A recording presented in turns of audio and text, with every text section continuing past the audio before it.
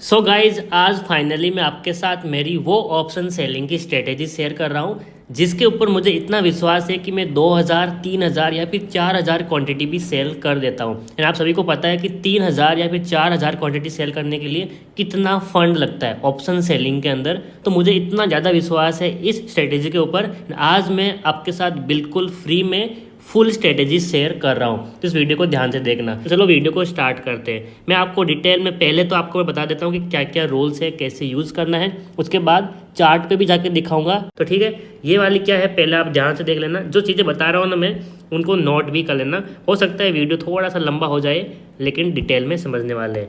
तो ये है एक ऑप्शन सेलिंग स्ट्रेटेजी। अगर आपके पास अभी कैपिटल नहीं है कि मैं इस स्ट्रेटेजी को यूज़ करूं तो आप एक काम कर लेना, वीडियो को या तो फ्रेंड के साथ शेयर कर दो या फिर सेव करके रखो ताकि आप फ्यूचर में यूज़ कर पाओ। ये स्ट्रेटेजी एकदम प्रीमियम स्ट्रेटेजी है, आपको कभी और नहीं मिलने वाली। तो आपको पहले मैं स्ट्रेटेजी बताऊँ डिटेल में, इसके रूल्स बता देता हूँ। ये स्ट्रेटेजी सिर्फ एक्सपायरी डे पे ही काम करती है एंड सारे इंडेक्स के अंदर काम करती है। इसका मतलब क्या, जिस दिन जिस इंडेक्स की एक्सपायरी है उस दिन आपको इस स्ट्रेटेजी को यूज़ करना है। अब मैं आपको सीधा बता देता हूँ कि इस स्ट्रेटेजी से आपका जो स्टॉप लॉस है वो कितना होने वाला है। तो आपको ये बताऊँ इससे पहले एक चीज़ और बता देता हूँ, क्योंकि ये ऑप्शन सेलिंग स्ट्रेटेजी है तो यहाँ पे मैं एक्यूरेसी के ऊपर काम नहीं करता हूँ। ठीक है, एक्यूरेसी हमें मुझे नहीं चाहिए 100%। आप सभी को पता है कि मेरी 20 सेकेंड स्ट्रेटेजी है जिसकी मदद से मुझे 100% एक्यूरेसी मिल रही है, लेकिन वो ऑप्शन बाइंग है। ऑप्शन बाइंग में मैं एक्यूरेसी के ऊपर काम करता हूँ लेकिन ऑप्शन सेलिंग में मुझे एक्यूरेसी नहीं चाहिए। यहाँ पे मेरा रिस्क रिवॉर्ड रेशियो चाहिए। एंड यहाँ पे एक चीज़ और बता देता हूँ कि ये जो ऑप्शन सेलिंग स्ट्रेटेजी मैं यूज़ करता हूँ, यहाँ पे अगर मान लो मैं 10 दिन ट्रेड कर रहा हूँ, इसमें से अगर मेरे 9 दिन ऐसे लग रहे हैं एंड एक दिन भी प्रॉफिट आ रहा है तो मेरे लिए काफ़ी है। एंड इस एक दिन पे मैं इतना बड़ा प्रॉफिट लूँगा कि मेरे सारे के सारे लॉसेस रिकवर हो जाएंगे एंड मैं प्रॉफिटेबल बन जाऊँ। तो इसका मतलब इस स्ट्रेटेजी के बेस पे मैं यहाँ पे एक्यूरेसी पे काम नहीं करने वाला। इसलिए यहाँ पे मेरा जो टारगेट रहने वाला है वो मैं स्टार्टिंग, पहली बात आपको बता देता हूँ कि ये स्ट्रेटेजी कोई सिंपल ऐसी नहीं है कि आपको कहीं पे एंट्री मिलेगी, आपने एंट्री मार लिया, एग्जिट मार लिया, प्रॉफिट या लॉस लेकर निकल गए। इस स्ट्रेटेजी में काफ़ी ज़्यादा चेंजेस होते हैं। इसको मैं डायनेमिक स्ट्रेटेजी भी बोलता हूँ क्योंकि इसमें बार बार मुझे चेंजेस करने पड़ते हैं डिपेंडिंग ऑन मार्केट कैसा है। तो जैसे मैं एंट्री लेता हूँ तो मेरा पहले यहाँ पे target and stop loss fix करता हूँ। एंड यहाँ पे हमेशा अगर आप रिस्क रिवॉर्ड रेशियो की काम बात करते हो तो फर्स्ट एंट्री मारते ही मैं 1:1 का रिस्क रिवॉर्ड रेशियो करता हूँ। यानी कि अगर मान लो मैंने कोई ऑप्शन को सेल किया है एंड उसका रेट चल रहा है 100 रुपीज़, तो इसका मैं फर्स्ट एसएल जाके लगाता हूँ एंट्री मारते ही 200 रुपये पे। यानी कि मेरा यहाँ पे 100 पॉइंट का एसएल बन रहा है, लेकिन ये हिट ही नहीं होता है, रेयरली हिट होता है। ये मैं क्यों करता हूँ इसकी बातें भी आपको बताने वाला हूँ, चार्ट पे दिखाऊंगा तो आपको समझ में आएगा। एंड ये जो 1:1 चल रहा है, वैसे 100 पॉइंट ज़्यादा है तो मैं 100 पॉइंट नहीं लगाता हूँ, वहाँ पे 70, 80 या फिर 60 पॉइंट करता हूँ। लेकिन अगर मान लो मैं ऑप्शन सेल ही कर रहा हूँ 30 रुपये का, तो इस केस में मेरा ऐसे लगने वाला है 60 रुपीज़ पे। अगर मैं सेल कर रहा हूँ 40 रुपये का, इस केस में मेरा ऐसे लगने वाला है 80 रुपीज़ पे। अगर 50 का सेल कर रहा हूँ तो लगने वाला है 100 का। इसका मतलब यहाँ पे मैंने एसएल दिया है कितने रुपीज़ का, कलर चेंज कर देता हूँ। यहाँ पे मैंने एसएल दिया है 30 रुपीज़ का, यहाँ पे एसएल दिया है 40 रुपीज़ का एंड यहाँ पे एसएल दिया है 50 रुपीज़ का। यानी कि ऑप्शन का जो प्राइस है वहाँ पे 50 रुपया। ये एसएल छोटा है चलता है, ये भी छोटा है चलता है, ये भी छोटा चलता है। 40-50 पॉइंट के एसएल तो चलते हैं, लेकिन यहाँ पे जो मैंने आपको बताया 100 पॉइंट वाला ये बड़ा है, तो इसको अगर आप ट्रेड करते हो तो उस दिन अवॉइड कर सकते हो। नहीं तो अगर आप ये वाले सेलिंग कर रहे हो तो आपका चलता है। एंड ये जो बिलीव मी, ये जो एसएल है ना वो हिट होते ही नहीं, बहुत रेयरली हिट होते हैं। ठीक है, इतना आपको समझ में आ गया। मैं आपको धीरे धीरे सब कुछ समझाने वाला हूँ, सब नोट करते जाओ इंपॉर्टेंट पॉइंट्स। मैं एग्जाम्पल लेकर चलता हूँ कि आपने कोई और ऐसा ऑप्शन सेल किया है जिसका प्राइस है 50 रुपीज़, तो आपको यहाँ पे सीधा एंट्री मारते ऐसे लगा देना है 100 रुपीज़ पे एंड ये आपका काम हो गया।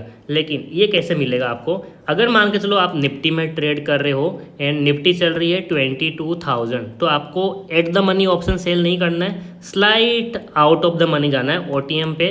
लेकिन वो ओटीएम कितना होने वाला है, 50 पॉइंट, 100 पॉइंट, 150 पॉइंट, वो डिपेंड करेगा रिसेंट हाई पे कि यहाँ पे हाई कितना लगा है। ये मैं कॉल सेलिंग की बात कर रहा हूँ। अगर आपको दिखता है कि रिसेंट हाई 22,050 पे है तो आप ये ऑप्शन सेल करोगे। अगर आपको लगता है कि नहीं रिसेंट हाई यहाँ पे 22,100 पे है तो आप ये ऑप्शन सेल करोगे। या अभी आपको मैं चार्ट पे दिखाऊंगा तो समझ में आ जाएगा। अब आपका होगा टारगेट कितना है। क्या अगर मान लो मैंने 50 रुपये का ऑप्शन सेल किया है तो इसको जीरो होने तक वेट करना है, क्योंकि हम एक्सपायरी के दिन ट्रेड कर रहे हैं। आइडियली नो, जीरो होने तक वेट नहीं करना है। मैं वेट करता हूँ 2 बजे तक या फिर मैक्सिमम 2:30 तक। इस बजे इस टाइम पे मेरे जितना भी प्रॉफिट लॉस हो रहा है उसको मैं एग्जिट मार देता हूँ। एंड इसका रीज़न बहुत बड़ा रीज़न है, कैपिटल लेटर में लिखना, आजकल गामा ब्लास्ट बहुत ज़्यादा हो रहा है। एंड इस चीज़ से बचने के लिए मैं 2:30 पे ही अपना जितना प्रॉफिट हो रहा है, अगर मान लो ये 50 रुपये वाला अगर नियर टू 1 रुपीज़ पे आ गया तो एग्जिट मार ही रहा हूँ। लेकिन मान लो 50 से ये 30 रुपये पे चल रहा है या 20 पे चल रहा है तो भी मैं 2:30 बजे इसको एग्जिट मार दूंगा। उसके बाद मोस्ट ऑफ द टाइम 2:30 बजे के बाद गामा ब्लास्ट होता है, यानी 50 वाला कब 500 चला जाए मालूम ही नहीं पड़ता। तो इस चीज़ से बचने के लिए मैं 2:30 बजे के आसपास एग्जिट मार देता हूँ। इतना समझ गए? तो आगे बढ़ते हैं। तो अब हम देखते हैं कि एंट्री के क्या रूल्स है।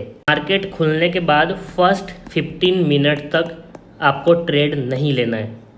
एंड आपको चार्ट खोलना है 15 मिनट का। टाइम फ्रेम 15 मिनट का रहने वाला है। 15 मिनट का चार्ट खोल लो एंड पहले ही 15 मिनट की कैंडल क्लोज होने दो चार्ट के ऊपर। ये है फिन निफ्टी का स्पॉट चार्ट, ठीक है। अब आपको करना क्या है, देखना है कि अगर मान के चलो यहाँ पे फिन निफ्टी के स्पॉट चार्ट पे, कहाँ गया, यहाँ पे फिन निफ्टी के स्पॉट चार्ट पे आपको दिख रही है कि पहली 15 मिनट वाली कैंडल बन रही है रेड। इसका मतलब अब आज के दिन आपको सिर्फ और सिर्फ कॉल को सेलिंग करना है।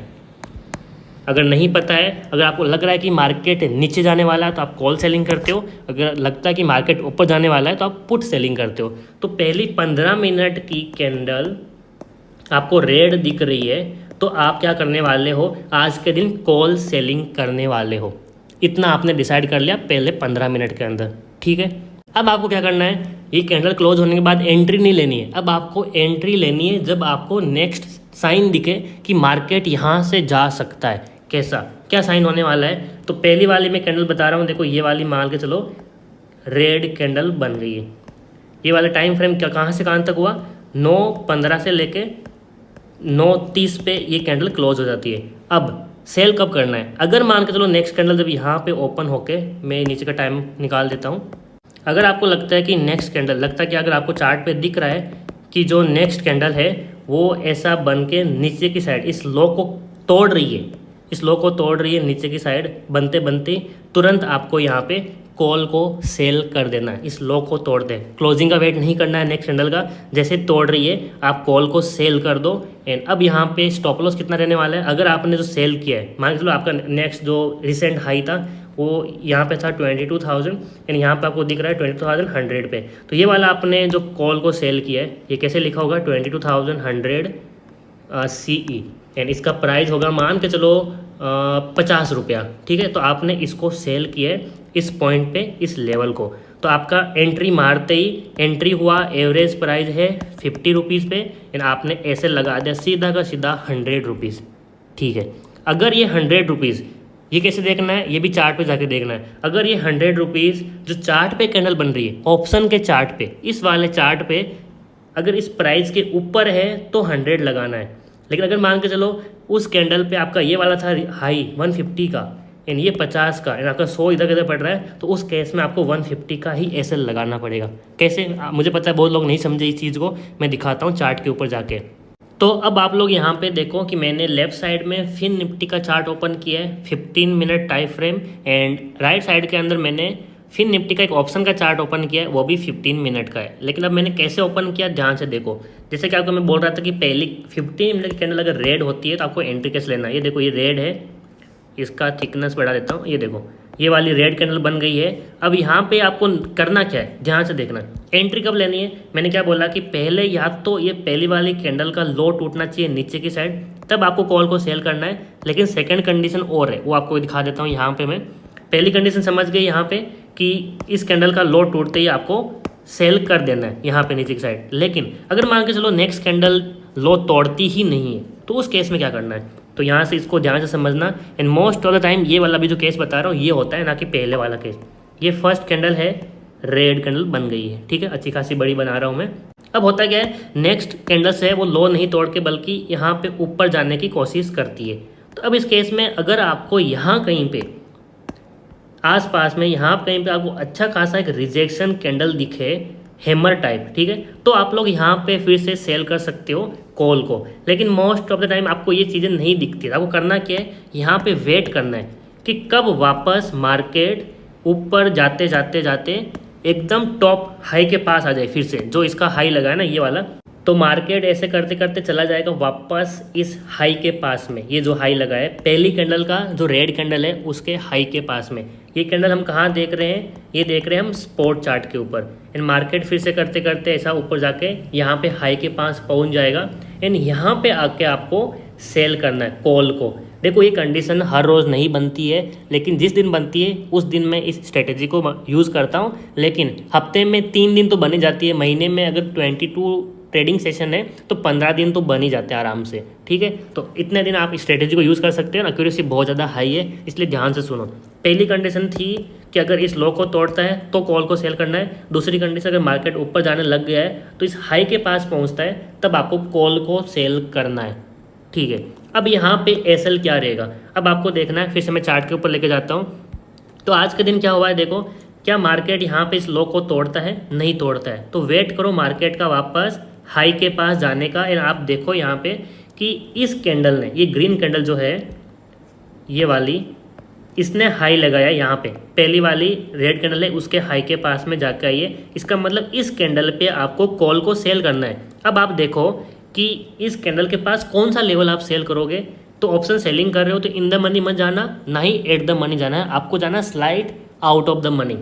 वो कौन सा ऑप्शन है, देखो ये वाला यहाँ पे ना चल रहा है 21,718 के आसपास। मतलब आप 21,750 का कॉल सेल कर सकते हो, जो कि है लगभग यहाँ पे ये वाला लेवल का 21,750 का लेवल, ये लेवल है, इसको सेल कर सकते हो। क्यों ये लेवल सेल कर रहा हूँ, क्योंकि अभी आसपास कोई रिसेंट हाई नहीं है। लेकिन अगर मान के चलो मार्केट 2 दिन पहले यहाँ कहीं पे ऐसे चल रहा था तो आप इस लेवल को सेल करते हैं। ये है 21,780 के आसपास, मतलब 21,800 के आसपास लेवल सेल कर सकते हो। ये थोड़ा सस्ता मिलेगा आपको, 20 रुपये के आसपास, 15 के आसपास, और ये वाला थोड़ा सा महंगा मिलेगा, ठीक है। तो आप इसको सेल करना है, एंड इसलिए मैंने साइड में वही लगाया 21,750 का कॉल, ठीक है। इतना समझ गए। अब आप देखो कि आपको ये एंट्री कितने प्राइस में मिल रही है। अगर इस कैंडल पे आप एंट्री यहाँ कहीं पे लेते हो हाई के पास, ठीक है, जैसे ही हाई के पास पहुँचती है ना यहाँ पे पहले वाली कैंडल के, तो आपको क्लोजिंग का वेट नहीं करना है, इसके पास पहुँचते ही आप इसको सेल कर दो, ठीक है। क्लोजिंग में यहाँ पे नहीं देखता हूँ, पास पहुँच जा, इतना हाई प्राइस में जितना अच्छा प्राइस मिलेगा वहाँ पर सेल कर दो। तो इस पॉइंट मतलब आपको राइट साइड में दिख रहा है कि इस कैंडल का हाई ये है, ठीक है। फिर से देखो, ऐसी चीज़ों को नोटिस करना जरूरी है। इसका हाई लगा है यहाँ पे, देखो ये वाली कैंडल मैं लेफ्ट साइड में कर रहा हूँ तो राइट साइड में वो रिफ्लेक्ट होगी। इस कैंडल में यहाँ पे देखो राइट साइड में दिख रहा है, सेम जगह सेम कैंडल है एंड हाई है। आपको मिलता है ऑप्शन लगभग यहाँ पे मिल रहा है 35 रुपीज़ का, ठीक है। 35 रुपीज़ पे आपने ऑप्शन को सेल किया, समझ गए। अब मुझे आप लोग बताओ, जैसे कि मैंने आपको पहले बताया, अगर आप 35 पे सेल कर रहे हो तो फर्स्ट एसएल आपका कितने रुपये का होना चाहिए, सभी लोग कमेंट करो। तो अगर आपने लिखा है कि मेरा एसएल होना चाहिए 70 रुपीज़ का, तो वेरी गुड, आपने अभी तक सही ध्यान से सुना है। क्योंकि 35 रुपीज़ का मैं सेल कर रहा हूँ, 1:1 के हिसाब से 35 और ऐड कर दो तो आपका एसएल गया 70 रुपीज़ पे। इसका मतलब अब चार्ट पे देखो, मैं ये लगा लेता हूँ हमारे जो प्रॉफिट एंड लॉस दिखाने वाला, कि अगर आप यहाँ पे सेल करते हो 35 कहाँ गया, तो ये ठीक से लग नहीं रहा आई थिंक प्रॉफिट लॉस वाला। लेकिन देखो जैसे ही कैंडल ने यहाँ पे इसको हाई को क्रॉस किया तो लगभग ये 35 रुपीज़ के आसपास यहाँ पे था। मैंने भी सेम चीज़ सेल किया, ठीक है, आज 30, तो यहाँ पे दिखता आपको 30 रुपीज़ के आसपास आप सेल कर देते हो। क्योंकि मैंने आपको बोला है कि आपको क्लोजिंग का वेट करना ही नहीं है। जैसे मार्केट वहाँ पे इस जगह पे आपको हाई क्रॉस करते हुए दिखे, आपको सेल कर देना है। तो 30 रुपीज़ के आसपास आपने यहाँ पे सेल किया, तो 30 रुपीज़ के हिसाब से आपका एसएल बनता है 60 रुपीज़ का, ठीक है। आपने यहाँ पे सेल किया है एंड इसके हिसाब से आपका एसएल बनता है 60 रुपीज़, जो कि है यहाँ पे। तो इतना आप एसएल लेने वाले हो। अब आप क्या करना है, सेल करके बैठ जाना है एंड पूरा वेट करना है 2-2:30 बजे तक कितना प्राइस जाता है। ये 1:1 का है। लेकिन जैसे आप प्रॉफिट में आ जाओ उसके बाद आपको एसएल को हटा देना है एंड लेके आ जाना सीधा कॉस्ट टू कॉस्ट, ठीक है। एकदम जहाँ पे सेल किया उधर लेके आ जाना 30 रुपीज़ पे, फिर आपका लॉस हो ही नहीं सकता है। अब मैं जो पहले लगाता हूँ 1:1 का SL, ये मैं क्यों लगाता हूँ? ये मैं लगाता हूँ कि कभी कभार क्या होती है, मार्केट में बहुत ज़्यादा फ्रीक ट्रेड होती है, यानी एक बहुत ज़बरदस्त स्पाइक मारता है। तो उस स्पाइक से बचने के लिए मैं ये 1:1 वाला स्टॉप लॉस लगा रहा हूँ, नहीं तो मैं 5-10 पॉइंट का भी SL लगाऊँ तो बहुत बड़ी बात है। तो यहाँ पे देखो आज वो चीज़ हुई है, बाई चांस आज वो चीज़ हो गई, बहुत बार नहीं होती है। यहाँ पे देखो कितना बड़ा स्पाइक लगा है एंड ये फ्रिक ट्रेड हुआ है ऑप्शन। देखो यहाँ पे निफ्टी का चार्ट देखो, इतना बड़ा स्पाइक नहीं है, लेकिन यहाँ पे ऑप्शन ने बहुत बड़ा स्पाइक मारा है। तो ऐसे इन चीज़ों से बचने के लिए वो ऐसे लगाता हूँ एंड उसके बाद आप 1:1 के बाद में कॉस्ट टू कॉस्ट आ सकते हो। उसके बाद हुआ क्या, देखो यहाँ पे मैंने आपको जैसे बोला कि सेल करके बैठ जाना है एंड जैसे ही प्रॉफिट में आते हो अपने SL को कॉस्ट टू कॉस्ट लेके आना है एंड एग्जिट कब मारना है, 2:30 बजे के आसपास आपको एग्जिट मार देना है। तो 230 वाली कैंडल देखो कौन सी है, 230 मतलब यहाँ पे नहीं है, यहाँ पे ये वाली कैंडल। तो ये वाली जो कैंडल आपको दिख रही है ना ग्रीन के बाद वाली रेड, उस कैंडल पे आपको एग्जिट मार देना है। एंड यहाँ पे प्राइस कितना चल रहा है देखो, ओके ये तो 1 रुपीज़ से भी नीचे चला गया है। तो आपने सेल किया 30 रुपीज़ पे, आप एग्जिट मार रहे हो 1 रुपीज़ पे, इसका मतलब आपने 29 रुपीज़ प्रॉफिट कमा लिया है। जो आपको यहाँ पे ये बड़े बड़े स्पाइक दिख रहे हैं ना, ये बहुत रेयरली होते हैं। 90% टाइम आपको स्मूथली मार्केट यहाँ पे प्रॉफिट देता है। आपने यहाँ कहीं पे सेल किया, मार्केट धीरे धीरे करके नीचे आता ही है। आप बैक टेस्ट करके जाके देख सकते हो। ये मैंने अभी आपको क्या सिखाया कि पहला कैंडल अगर रेड बनता है स्पॉट चार्ट के ऊपर तो आपको कॉल को सेल करना है। अब जो मैंने आपको ये स्ट्रेटेजी बताई है, इसके मेन पॉइंट एक जो आपको याद रखना है वो ये है कि इस स्ट्रेटेजी पे अगर आपका स्टॉप लॉस हिट होता है तो there is no re entry, कोई री एंट्री नहीं लेनी। एक बार स्टॉप लॉस हिट हुआ तो हो गया, आज के दिन ऑप्शन सेलिंग बंद करो। अब आपका यहाँ पे एक डाउट आ सकता है कि सर हम ये स्ट्रेटेजी सिर्फ एक्सपायरी डे पे ही क्यों यूज़ करें, क्या हम इसको बाकी दिन भी यूज़ कर सकते हैं या फिर नहीं, तो क्यों नहीं? तो इसका रीज़न आपको बताता हूँ, सिंपल लॉजिक लगाता हूँ मैं, उसके हिसाब से ये स्ट्रेटेजी बनाइए। अगर मान लो एक स्लोप है, ठीक है, यहाँ पे बहुत बड़ी दीवार है एंड ये वाला एक है, हम स्कूल में ऐसे खेलते थे, मतलब बच्चा यहाँ पे नीचे की तरफ स्लाइड होता है। तो अगर मान के चलो यहाँ पे दो बंदे, एक बंदा है person A and person B.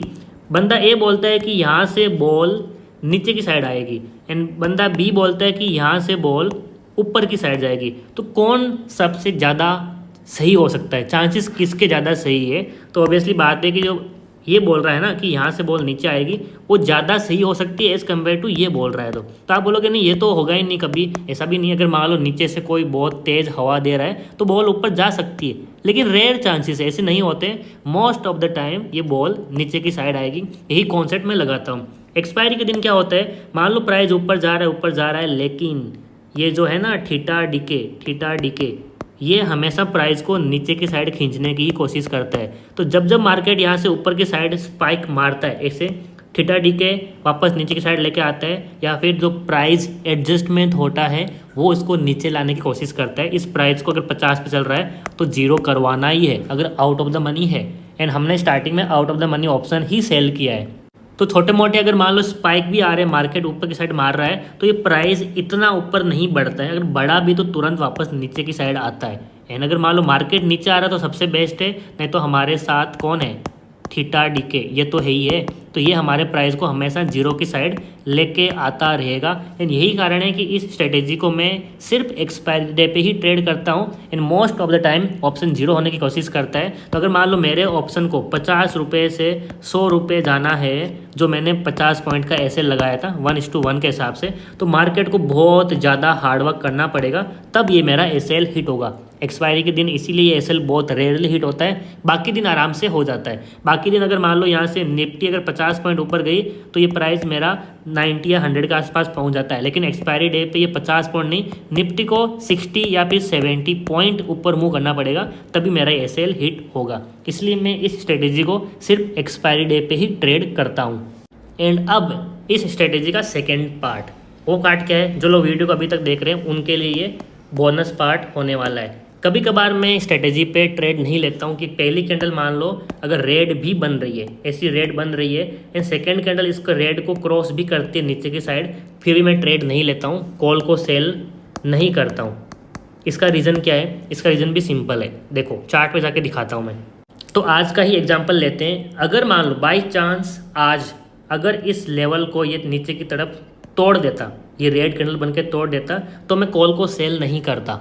इसका रीज़न है मार्केट ने नहीं तोड़ा, अच्छी बात हुई, मैंने वेट किया, यहाँ कहीं पे सेल किया, लेकिन फिर भी अगर तोड़ देती तो मैं कॉल को सेल नहीं करता। एंड इस चीज़ को जानना भी आपके लिए इम्पोर्टेंट है। क्यों? क्योंकि यहाँ पे रिसेंट सपोर्ट है, काफ़ी स्ट्रॉन्ग सपोर्ट है, तो सपोर्ट पे जाके मैं सेल नहीं करता हूँ, मैं वेट करता हूँ कॉन्ट्रा ट्रेड का। आज मैं करने के लिए यहाँ पे यहाँ पे पुट को सेल कर देता, क्योंकि जब भी सपोर्ट के पास आता है तो मार्केट वहाँ से स्पाइक मारता है, जो कि हुआ है। तो इसका मतलब स्ट्रेटेजी में कहाँ पे एंट्री नहीं लेनी है ये भी आपको समझना है। अगर मार्केट यहाँ से नीचे आ रहा है, गिरते गिरते आ रहा है, एंड यहाँ पे नेक्स्ट कैंडल नीचे क्रॉस भी करती है, लेकिन रिसेंट यहाँ पे सपोर्ट है, तुरंत ही यहाँ पे नीचे सपोर्ट है, तो भाई यहाँ पे कॉल को सेल मत करना, क्योंकि सपोर्ट है तो यहाँ से वापस स्पाइक मारेगा ही मारेगा, तो यहाँ पे आके सेल करना है। अगर कुछ है ही नहीं, यहाँ पे सपोर्ट कुछ नहीं है, मार्केट फ्री फॉल कर रहा है नीचे की साइड, तब आप इसको यूज़ कर सकते हो। जो मैंने पहली कंडीशन बताई है कि पहले कैंडल का लो टूटता ही कॉल को सेल करना है, वो कंडीशन कब यूज़ नहीं करनी है? जब एकदम नीचे तुरंत ही सपोर्ट आए, तब उसको सेल नहीं करना है। सिर्फ एक ही कंडीशन है।